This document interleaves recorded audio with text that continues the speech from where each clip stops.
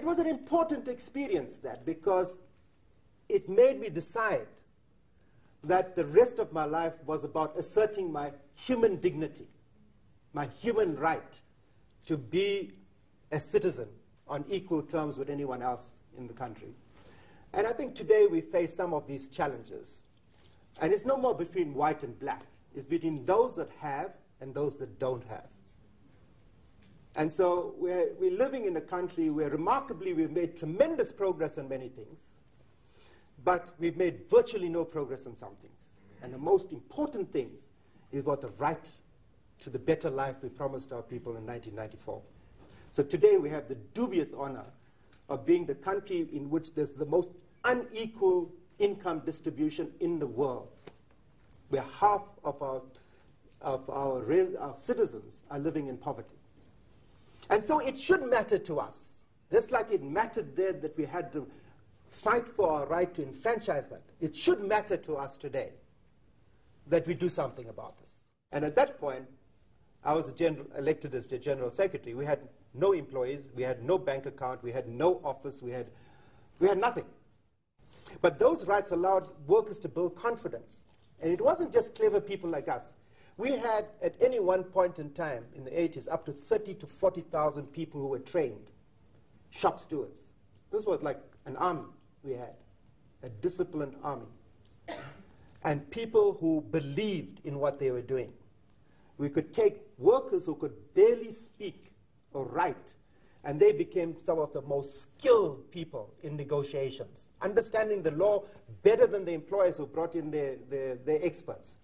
And, so that's why COSATU, in a sense, built up the real core of the negotiating talent of this country. And wanted to build powerful national industrial unions, because that gave you power.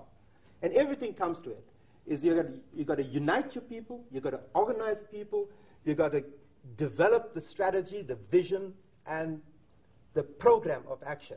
And then you've got to build people's power so that they can negotiate with those that are in power. The lesson of our 80s was that we built real people's power. In those days, when you mobilize and you've got 50 to 100,000 workers, or even 10,000 workers on strike, it's very easy to take people out on strike. It's the real challenge of leadership is, can you take them back? Because, if I look at the public sector strike in this country, it reminded me of the 1980s, the running battles, the clashes, the violence, the way in which we treated each other in a democracy, on both sides. The lack of communication. It's like took me back, a flashback to the 1980s. And I said, what is this? Because it comes on the back of the whole country being united as one nation behind the World Cup and behind our team and the pride we took. And barely 2 weeks later, we were at each other's throats. What is the issue? And essentially, my belief is that the issue is that the trust broke down. The social compact and the social consensus we had in the founding of the democracy and the fight for freedom disintegrated. You come from the Freestate province. The backbone of this province is mining. So we have a debate about nationalization. Now let me tell you, because I think I know a little bit about miners, because in a sense I've worked with them for a large part of my life. And I understand mining and I understand industry. So I think I have a bit of knowledge about it. But mining in South Africa is very different to mining in many other parts of the world. Because here we have deep level mining, which means we go down 3 kilometers into the ground.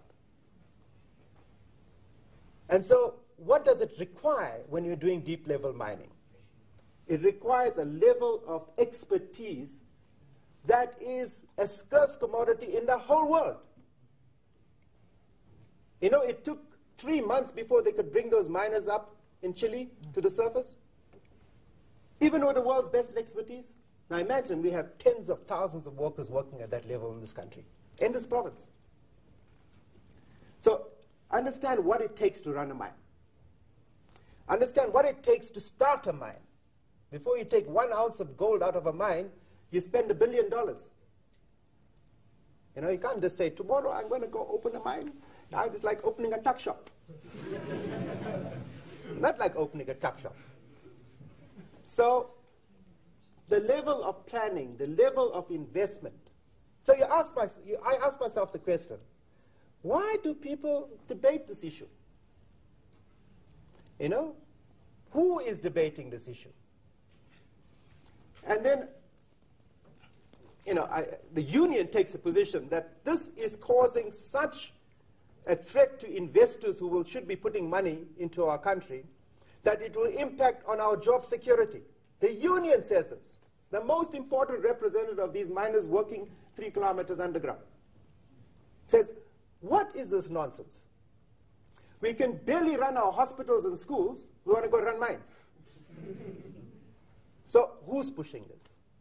Now, you know, I travel in many parts of the world, you know, because I'm in this global campaign that we are building up against malnutrition and hunger. And I'll talk to you later about it. But I met an interesting friend in Canada. And he was saying, you know, he was in Quebec. They were fighting for their independence. The Parti Québécois said, when we come to power, we want to nationalize the mines.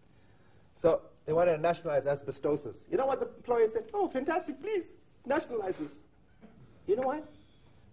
They knew that there were such huge claims going to be made against them because asbestosis was now seen to have caused the deaths of so many people, that there would be claims of hundreds of millions of dollars. They said, we have passed this on to you as government. So the people that really, I think, I hear speaking about is people that where the mines are declining and they want to pass the burden somewhere. So who benefits? You know, if our most strategic goal in this country is to create jobs, how can we have a debate that threatens jobs? It doesn't make sense to me. And especially in a country where we own the mineral rights. There is social ownership of the mineral rights. The government controls that on our behalf. People have a license to mine. And the license gives them conditions. So we already have state ownership of mineral rights. So where is the root of this debate? Who's going to benefit? Which part of the elite will benefit from this? So why don't we say it? Should we be debating nationalization or should we be debating delivery? Or education, the crisis in education, the crisis in health? That's the question I'm posing to you all.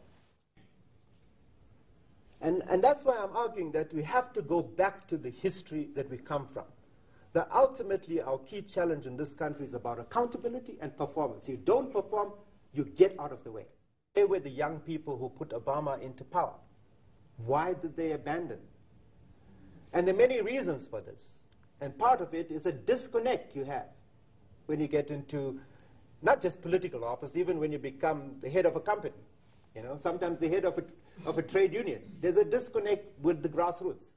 Is that we took a position to say that we have a democratic government. That government will deliver to people water, electricity, houses, jobs, health, everything. And we have a democratic government now. So we demobilized people. We were like starting from scratch. We inherited a government that was virtually bankrupt and without the capacity to now extend services to all the people. And even today, we have the situation. People will sit back and they'll complain. I speak to young people like you many places. And I say, but you need to go back into politics. I say, but what about you? Why don't you fight for the things that you believe?